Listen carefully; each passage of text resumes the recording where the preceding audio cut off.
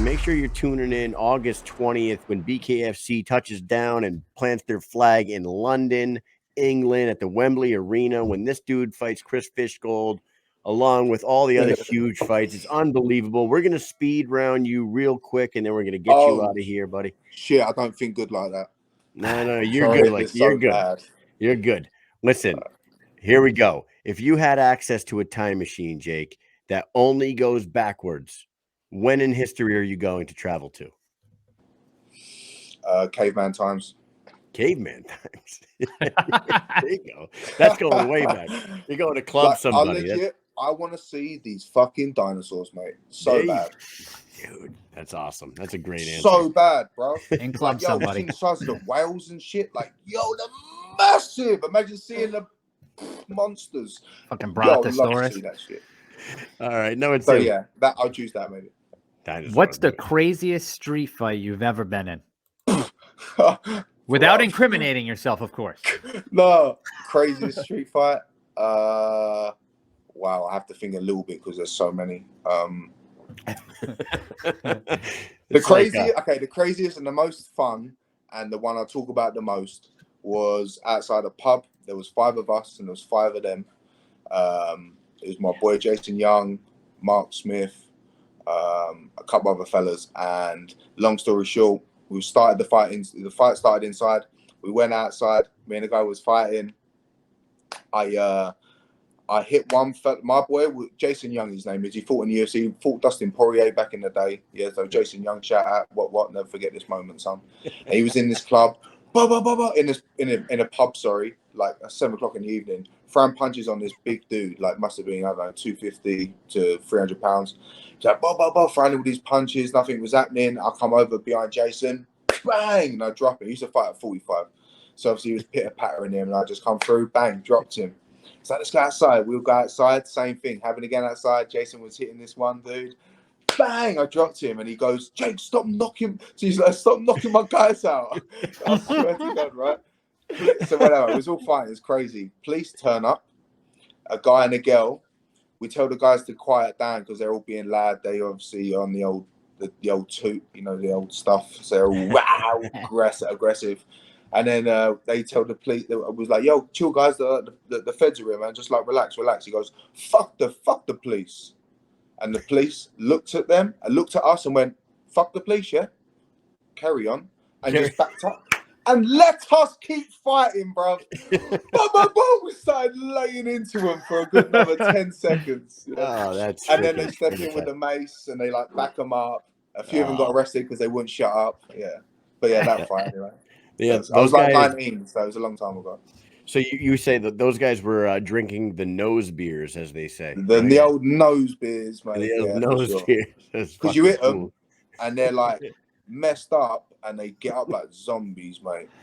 Honestly, and I've worked the doors and had like a bunch of situations, but when you hit someone that's on the old nose beer, yeah, they normally wake up from the dead like no problem. Like the Undertaker. Like this crazy. Oh man, awesome story. Yeah. They're like Weekend at Bernie's. Yeah, mate. Honestly, it's so fun. I love it. I can explain it way better another time, but yeah, that was it briefly. No, that was plenty. That was fantastic. Number 3, what is your go-to app when you're sitting on the shitter? Instagram, sadly, I think now. Yeah, Instagram. It ain't the old Instagram, man. Yeah. You used to have different apps that I do, but honestly, I would say that it's probably peruse Instagram. There you go. I hate Instagram so much, and I'm going to tell you because I'll go. Why, and this is why I'm going to tell you. This is exactly what happens, right? So here I am. I'm like, we got Jake Bostwick's coming on. What has he been up to? You know, so I'm on Instagram. I opened it up. If you hit that magnifying glass, that's it. Your whole day is destroyed, at least for some of it, right? Because I hit that magnifying glass. I'm supposed to be putting in J-A-K. You think I put in a single fucking letter? No, not one letter went into that thing. And I have all these pictures. And you know what it is? 75% of them are just big asses. I'm like, oh my God, what am I doing here? So then, of course, I'm like, I'm like trying to put J. And I'm like, no, well, I guess I'll just look at one, and then that's it. And then the next thing I know, I'm down like a rabbit hole of all sorts of crap, and I can't get. And I didn't do any Jake Bostwick. You know, I end up having to look it up in 2 hours. Then I'm okay. Now I'm going to type his name in. Like, fuck, what the hell? Yeah, no, you can really fall into a rabbit hole with that shit. It's unbelievable. I have to say, I don't. What is really nice, I barely see arses anymore on my shit. Like, I don't pay attention to. I give a shit. Like, I'm occupied with my girl. I don't really work like that. So like, just it. So I don't see it, and when I don't look at it, you don't like any of it. You don't get to see it. So now all my shit is like cats, fights, food, fighting, and kids getting hurt. That's what you got to do. You have to filter everything out, because then you get all the bullshit out of there. Shit. Like, I like the funny. I like to be. I don't care about looking at tits and ass. Shit. Yeah, it's unbelievable. Mike. You got to change your algorithm. You can do you, son. If that's what happened. That works for you. They did it to me. It's not even my fault. Blame them. Blame them for like swamping it in your face. Yep. It's fucking Zuckerberg. It's all Zuckerberg's fault. Zuckerberg bought Instagram and ruined Mike's life. It's unbelievable. I follow all these fighters. You think one fighter thing comes up? No way. All right, go ahead, Mike. Number 4. When was the last time you feared for your life? Feared for my life. For a split second after you guys said "fuck the cops." They're cool. No, I didn't fear for my life. I fear for theirs. They got fucked up. When I last feared for my life. Never. Have you ever feared for your life? I'm trying to think, actually, honestly. No, I've had a few like couple scares, like accidents or like dumb shit. No fear in my life. Yeah, I can't even like really. Last time I think it might have been a car accident. I hydroplaned off of 95, like a 4-lane road highway. At like 78 miles an hour. I was going down the motorway facing the other way. Like, damn! I was on the phone to my dad at the time, and like, I must have scared the absolute shit out of him because he thought I was legit dying. I was like, fuck, didn't know what was going to happen. I was going to bounce off, get hit by anything else. I just slid off and boom, hit the wall. My dad was like, Jay. I was like, Dad, I'm good. The car's not, but I'm all right. So not only were you fearing for your life, your dad was on the other end of the phone fearing for your life. So that's a double banger. I scarred my dad for life. And now I think back on it, it's like, if I ever have a child, if and when I have a child, and I'm like, they call me up and they're over on the phone to me, and I think they're almost literally going to die on the phone. Like, yo, I wouldn't even want that as an experience. So I apologize, Dad. I'm really sorry for giving you that.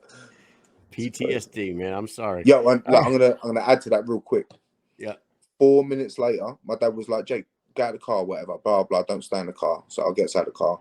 I'm standing on top of the hard shoulder, like the concrete separating one way and the other way of 95. It's a 4-lane or 5-lane road. Yes, I'm standing on it, looking down at my car. An ambulance pulls up maybe 20 yards behind my vehicle, but like the traffic's coming down here and the ambulance is over here. My car is parked here, and then a fire truck comes and parks behind my car. Within 4 minutes, I FaceTime my dad. I was like, look, Dad, I'm safe, whatever.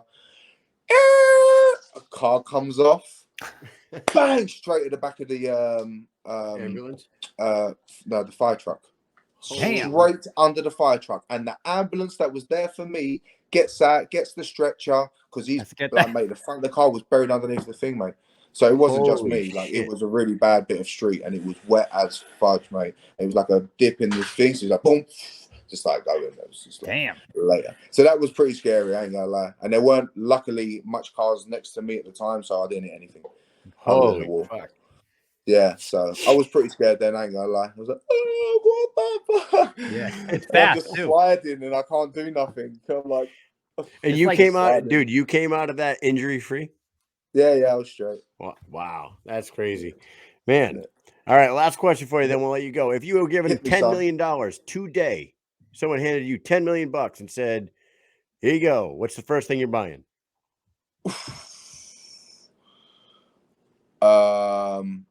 I would probably order a nice takeaway and celebrate that I'm now fucking rich.